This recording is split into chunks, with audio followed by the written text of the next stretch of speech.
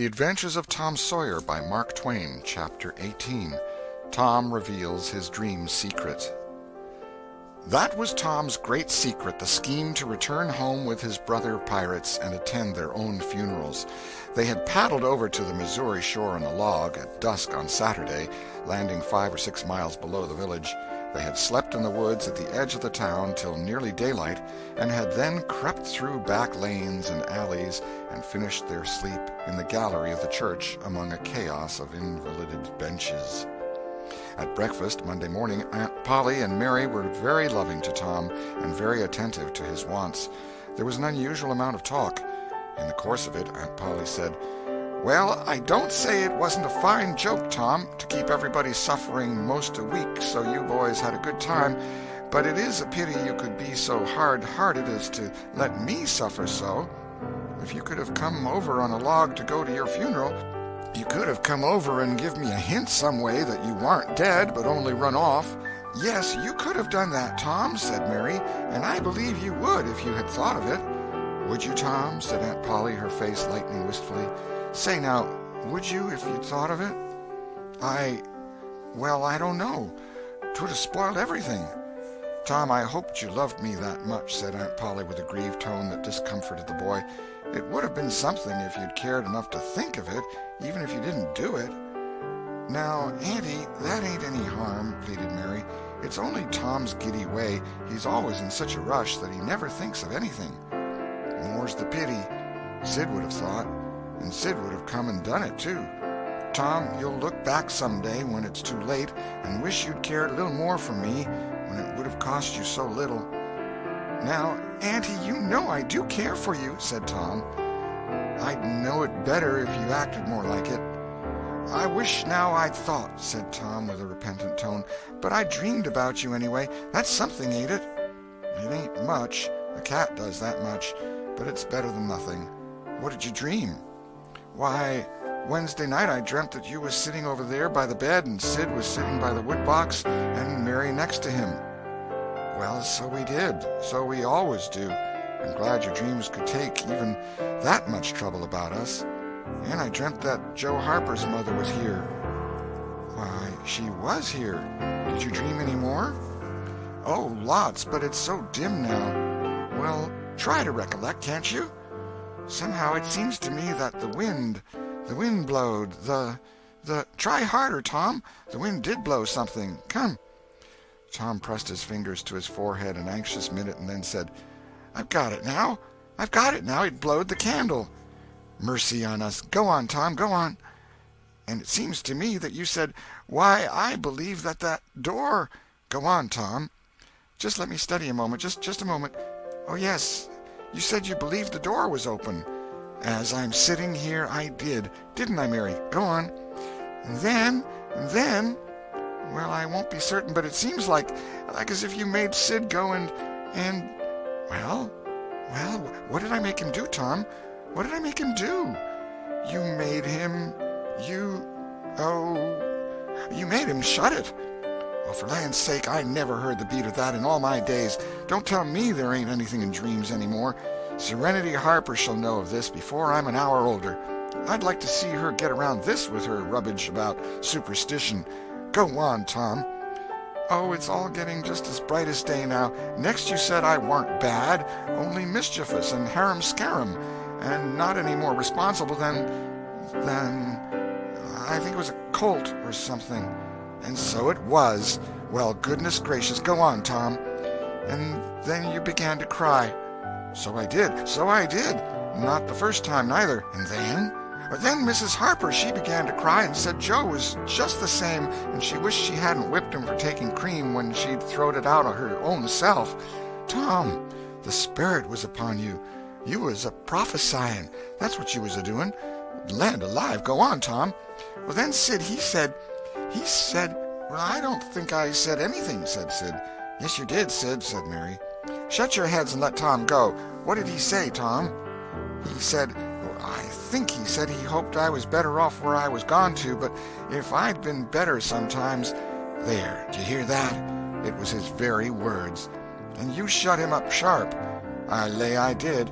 There must have been an angel there. There was an angel there somewheres." And Mrs. Harper told about Joe scaring her with a firecracker, and you told about Peter and the painkiller, just as true as I live. And then there was a whole lot of talk about dragging the river for us and about having the funeral Sunday, and then you and old Miss Harper hugged and cried, and she went.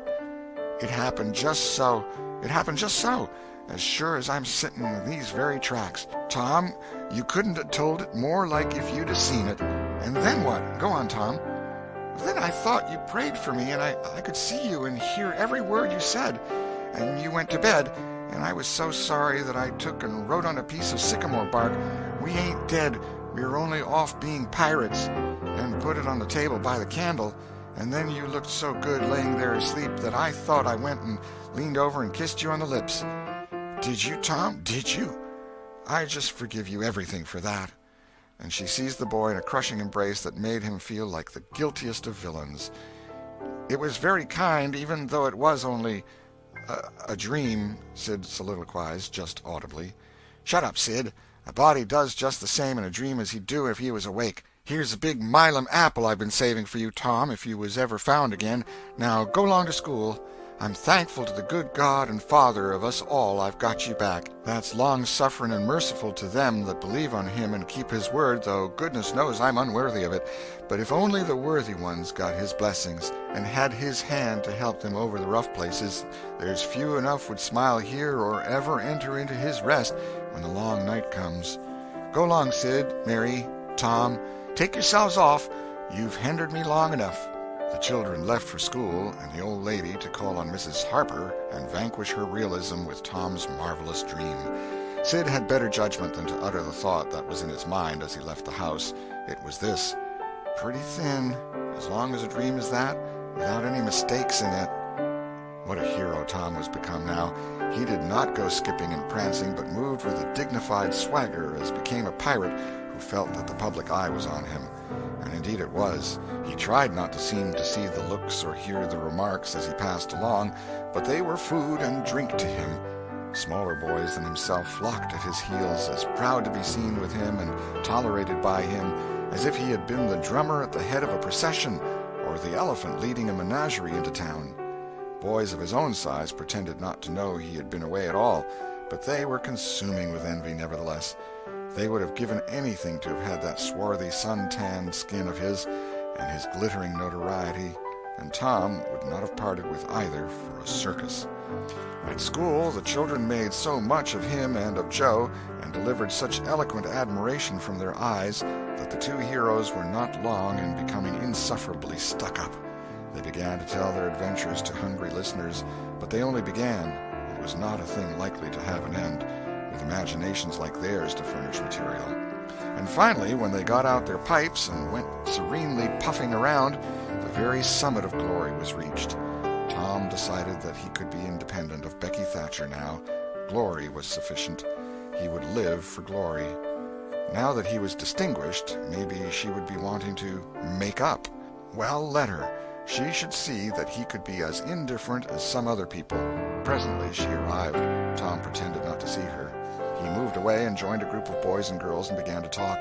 Soon he observed that she was tripping gaily back and forth with flushed face and dancing eyes, pretending to be busy chasing schoolmates, and screaming with laughter when she made a capture. But he noticed that she always made her captures in his vicinity, and that she seemed to cast a conscious eye in his direction at such times, too.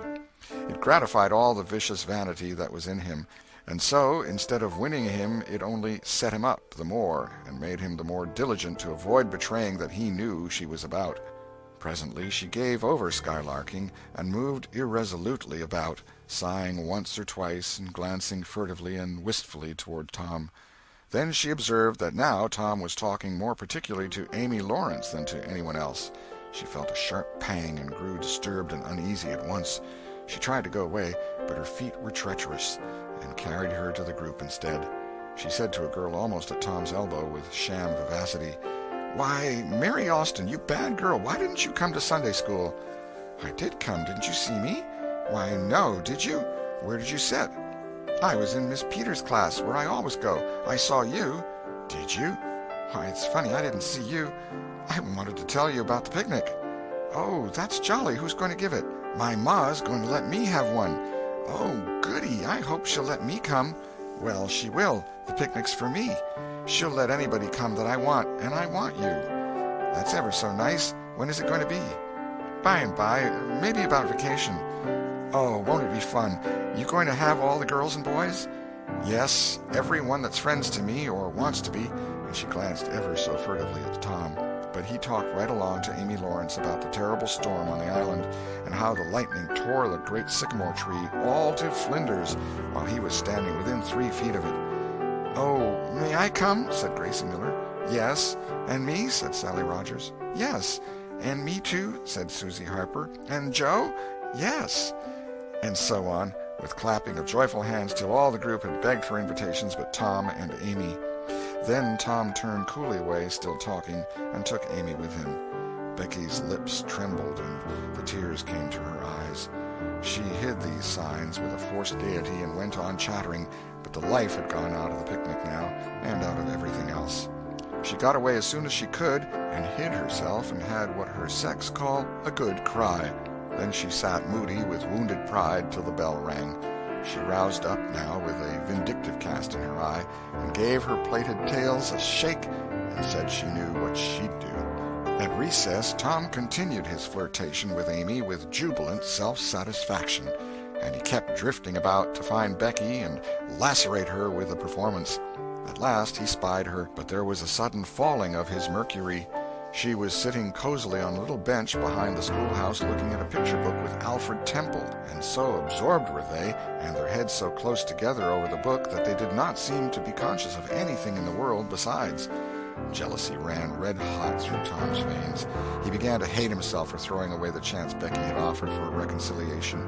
He called himself a fool, and all the hard names he could think of. He wanted to cry with vexation. Amy chatted happily along as they walked, for her heart was singing, but Tom's tongue had lost its function. He did not hear what Amy was saying, and whenever she paused expectantly he could only stammer an awkward assent, which was as often misplaced as otherwise. He kept drifting to the rear of the schoolhouse again and again to sear his eyeballs with the hateful spectacle there. He could not help it, and it maddened him to see, as he thought he saw, that Becky Thatcher never once suspected that he was even in the land of the living. But she did see, nevertheless, and she knew she was winning her fight, too, and was glad to see him suffer as she had suffered. Amy's happy prattle became intolerable. Tom hinted at things he had to attend to, things that must be done, and time was fleeting. But in vain the girl chirped on. Tom thought, oh, hang her, ain't I ever going to get rid of her? At last he must be attending to those things, and she said artlessly that she would be around when school let out, and he hastened away, hating her for it. Any other boy, Tom thought, grating his teeth, any boy in the whole town but that St. Louis smarty that thinks he dresses so fine and is aristocracy. Oh, all right, I licked you the first day you ever saw this town, mister, and I'll lick you again. You just wait till I catch you out. I'll just take and he went through the motions of thrashing an imaginary boy, pummeling the air and kicking and gouging. Oh, you do you? You holler enough, do you? Now, then, let that learn you. And so the imaginary flogging was finished to his satisfaction. Tom fled home at noon. His conscience could not endure any more of Amy's grateful happiness, and his jealousy could bear no more of the other distress. Becky resumed her picture inspections with Alfred, but as the minutes dragged along and no Tom came to suffer, her triumph began to cloud, and she lost interest. Gravity and absent-mindedness followed, and then melancholy. 2 or 3 times she pricked up her ear at a footstep, but it was a false hope. No Tom came. At last she grew entirely miserable and wished she hadn't carried it so far. When poor Alfred, seeing that he was losing her, he did not know how, kept exclaiming, "Oh, here's a jolly one, look at this." She lost patience at last and said, "Oh, don't bother me, I don't care for them," and burst into tears and got up and walked away.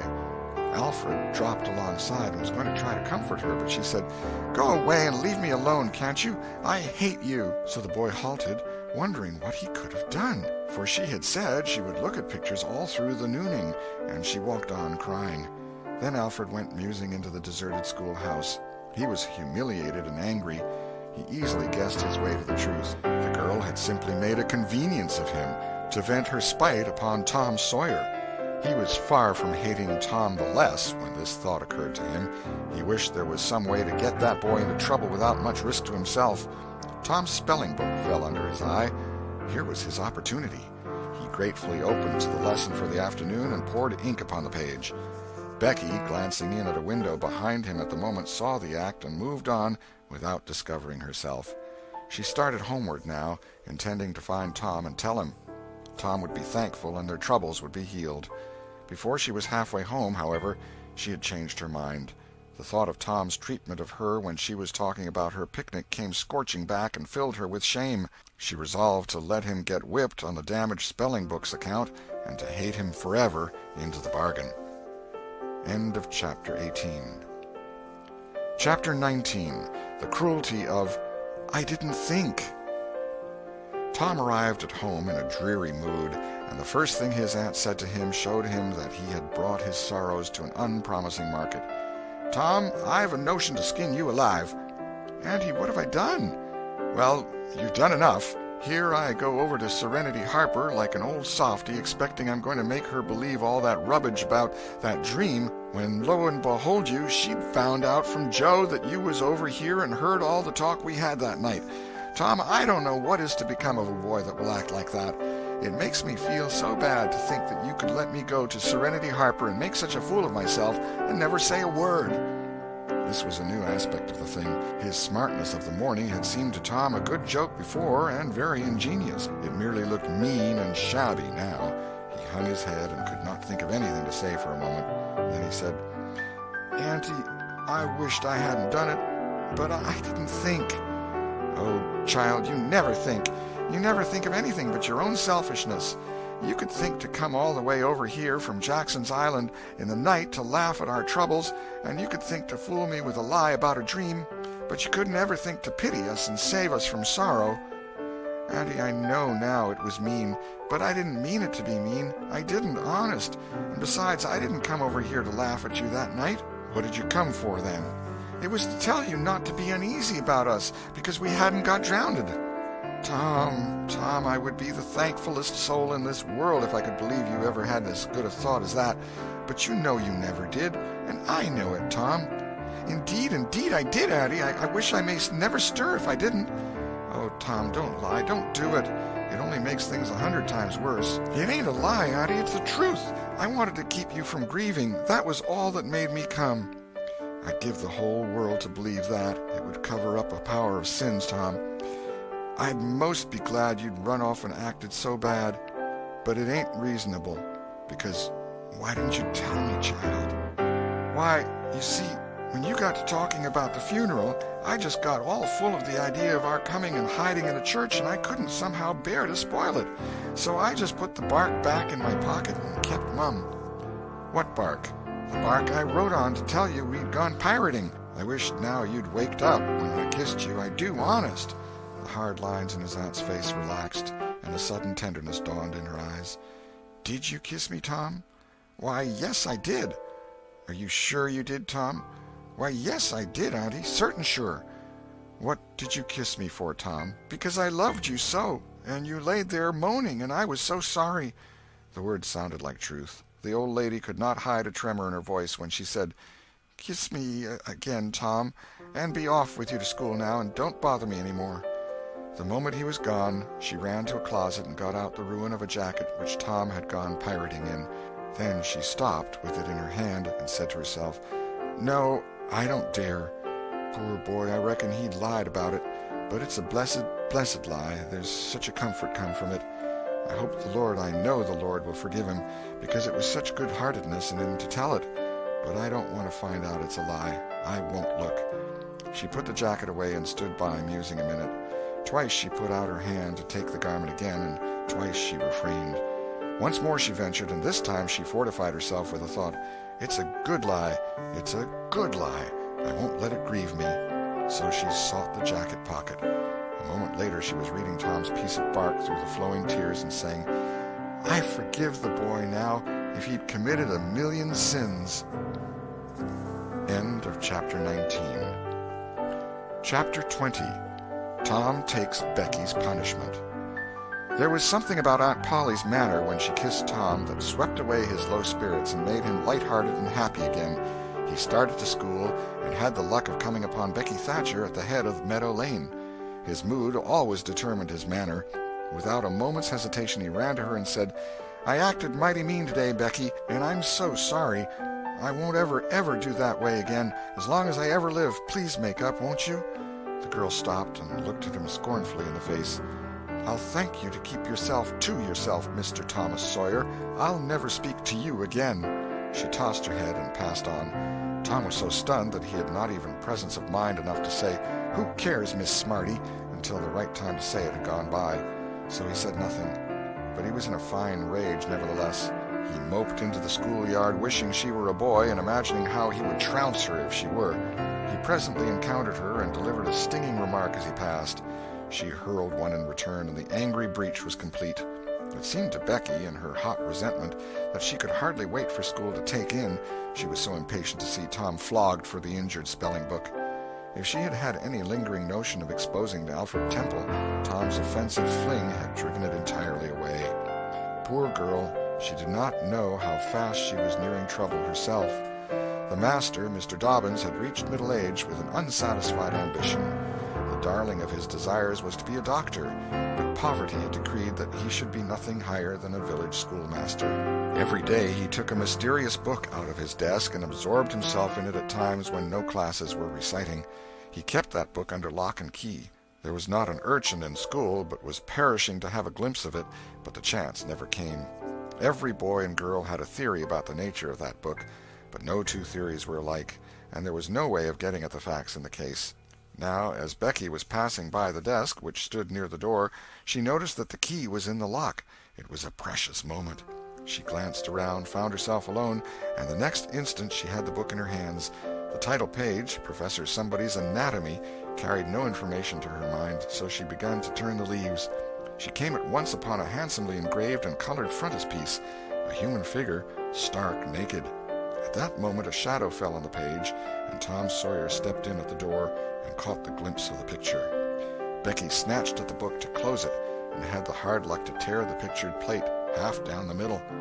She thrust the volumes into the desk, turned the key, and burst out crying with shame and vexation. "Tom Sawyer, you are just as mean as you can be to sneak up on a person and look at what they're looking at. How could I know you was looking at anything? You ought to be ashamed of yourself, Tom Sawyer. You know you're going to tell on me, and what shall I do? What shall I do? I'll be whipped, and I never was whipped in school." Then she stamped her little foot and said, "Be so mean if you want to. I know something that's going to happen. You just wait and you'll see. Hateful, hateful, hateful." And she flung out of the house with a new explosion of crying. Tom stood still, rather flustered by this onslaught. Presently he said to himself, "What a curious kind of a fool a girl is. Never been licked in school. Shucks, what's a lickin'? That's just like a girl. They're so thin-skinned and chicken-hearted. Well, of course, I ain't going to tell old Dobbins on this little fool, because there's other ways of getting even on her that ain't so mean. But what of it? Old Dobbins will ask who it was tore his book. Nobody'll answer. Then he'll do just the way he always does, ask first one and then t'other, and when he comes to the right girl he'll know it, without any telling. Girls' faces always tell on them. They ain't got any backbone. She'll get licked. Well, it's a kind of a tight place for Becky Thatcher, because there ain't any way out of it." Tom conned the thing a moment longer and then added, "All right, though. She'd like to see me in such a fix. Let her sweat it out." Tom joined the mob of skylarking scholars outside. In a few moments the master arrived and school took in. Tom did not feel a strong interest in his studies. Every time he stole a glance at the girl's side of the room, Becky's face troubled him. Considering all things, he did not want to pity her, and yet it was all he could do to help it. He could get up no exultation that was really worthy the name. Presently the spelling-book discovery was made, and Tom's mind was entirely full of his own matters for a while after that. Becky roused up from her lethargy of distress and showed good interest in the proceedings. She did not expect that Tom could get out of his trouble by denying that he spilt the ink on the book himself, and she was right. The denial only seemed to make the thing worse for Tom. Becky supposed she would be glad of that, and she tried to believe she was glad of it, but she found she was not certain. When the worst came to the worst, she had an impulse to get up and tell on Alfred Temple. But she made an effort, and forced herself to keep still. "Because," said she to herself, "he'll tell about me tearing the book, sure. I wouldn't say a word, not to save his life." Tom took his whipping and went back to his seat, not at all broken-hearted, for he thought it was possible that he had unknowingly upset the ink on the spelling-book himself in some skylarking bout. He had denied it for form's sake, and because it was custom, and had stuck to the denial from principle. A whole hour drifted by. The master sat nodding in his throne. The air was drowsy with the hum of study. By and by Mr. Dobbins straightened himself up, yawned, and then unlocked his desk and reached for his book, but seemed undecided whether to take it out or leave it. Most of the pupils glanced up languidly, but there was two among them that watched his movements with intent eyes. Mr. Dobbins fingered his book absently for a while, then took it out and settled himself in his chair to read. Tom shot a glance at Becky. He had seen a hunted and helpless rabbit look as she did, with a gun leveled at its head. Instantly he forgot his quarrel with her. Quick, something must be done in a flash, too. But the very imminence of the emergency paralyzed his invention. Good, he had an inspiration. He would run and snatch the book, spring through the door, and fly. But his resolution shook for one little instant, and the chance was lost. The master opened the volume. If Tom only had the wasted opportunity back again. Too late. There was no help for Becky now, he said. The next moment the master faced the school. Every eye sank under his gaze. There was that in it which smote even the innocent with fear. There was silence while one might count 10. The master was gathering his wrath. Then he spoke. "Who tore this book?" There was not a sound. One could have heard a pin drop. The stillness continued. The master searched face after face for signs of guilt. "Benjamin Rogers, did you tear this book?" A denial. Another pause. "Joseph Harper, did you?" Another denial. Tom's uneasiness grew more and more intense under the slow torture of these proceedings. The master scanned the ranks of boys, considered a while, then turned to the girls. "Amy Lawrence." A shake of the head. "Gracie Miller." The same sign. "Susan Harper, did you do this?" Another negative. The next girl was Becky Thatcher. Tom was trembling from head to foot with excitement and a sense of hopelessness of the situation. "Rebecca Thatcher." Tom glanced at her face. It was white with terror. "Did you tear—" "No, look me in the face." Her hands rose in appeal. "Did you tear this book?" A thought shot like lightning through Tom's brain. He sprang to his feet and shouted, "I done it!" The school stared in perplexity at this incredible folly. Tom stood a moment to gather his dismembered faculties, and when he stepped forward to go to his punishment, the surprise, the gratitude, the adoration that shone upon him out of poor Becky's eyes seemed pay enough for 100 floggings. Inspired by the splendor of his own act, he took without an outcry the most merciless flaying that even Mr. Dobbins had ever administered, and also received with indifference the added cruelty of a command to remain 2 hours after school should be dismissed, for he knew who would wait for him outside till his captivity was done, and not count the tedious time as loss either. Tom went to bed that night planning vengeance against Alfred Temple, for with shame and repentance Becky had told him all, not forgetting her own treachery. But even the longing for vengeance had to give way soon to pleasanter musings, and he fell asleep at last with Becky's